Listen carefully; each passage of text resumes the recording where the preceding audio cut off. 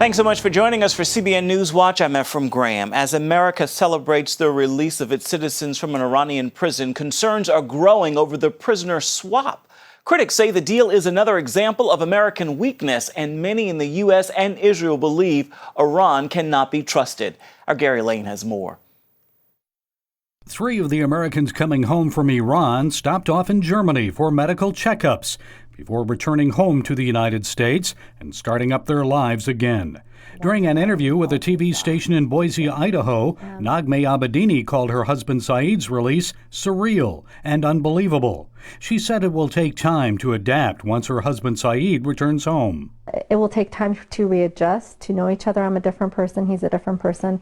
I don't know where he's at physically, mentally, and our family would need time to readjust, and that's going to be the next step in asking for prayer. Naghmeh said she received a phone call from Republican presidential candidate Ted Cruz. And other Republican candidates also spoke out, criticizing the deal that set the American prisoners free, saying it set a bad precedent. And it proves, once again, that now nations and enemies of America around the world know that there's a price for Americans. If you take an American hostage, Barack Obama will cut a deal with you. And Donald Trump said, quote, "We give them $150 billion. We give them essentially 22 people, 22 people. But these are people that really did have problems. And we're getting back 4 people who didn't do anything wrong. That's the way we negotiate. That's the way we negotiate. It's so sad. It's so sad." President Obama said the prisoner deal and the nuclear agreement with Iran serve as a reminder of what America can achieve when it leads with strength and wisdom. But the president's positive spin on the deals is unlikely to change attitudes toward Iran in the near future. Many Americans still distrust Iran and think the nuclear agreement was a bad deal.